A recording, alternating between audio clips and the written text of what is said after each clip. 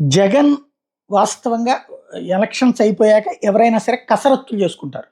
ఇక్కడ ముగ్గురు కూటమిగా ఉన్నారు. చంద్రబాబు, పవన్ కళ్యాణ్, పురంధేశ్వరి బీజేపీ.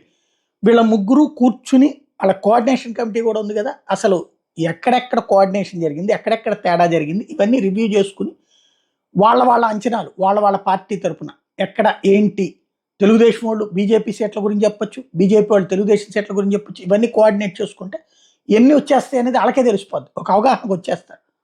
కానీ ఎన్నికలు అయిపోగానే ఎవరిదో వాళ్ళిద్దరూ హైదరాబాద్ వెళ్ళిపోయారు. పురంధేశ్వరం అసలు వీళ్ళు పట్టించుకోలేదు.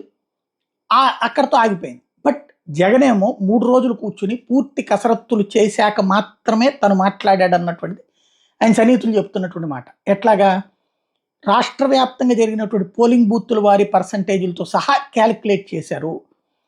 ఎస్సీ ఎస్టీ నియోజకవర్గ ఎస్సీ ఎస్టీ పోలింగ్ బూత్లో కూడా ఎస్సీ ఎస్టీలు ఉండేటటువంటి ఏరియా ఇట్లాంటివి ఉన్నాయి. ఎస్సీ ఎస్టీలకు సంబంధించినటువంటి వాళ్ళు ఎక్కువగా ఉన్నటువంటి పోలింగ్ బూతుల్లో 89 to 94% పోలింగ్ జరిగింది.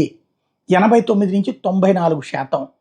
అదే సందర్భంలో ఓసీలు ఎక్కువగా ఉండేటటువంటి పోలింగ్ బూతులలో 78 నుంచి 85% పోలింగ్ జరిగింది. ఇది లెక్క.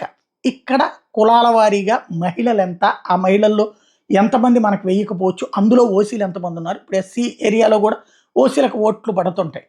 అట్లాంటి లెక్కలన్నింటినీ చెక్ చేసుకున్న తర్వాత జగన్కి వచ్చినటువంటి కాన్ఫిడెన్స్ ఇది అన్నటువంటిది వాళ్ళు చెప్తున్నటువంటి మాట. ఎంతవరకు వాస్తవం నాలుగు తెలుస్తుంది.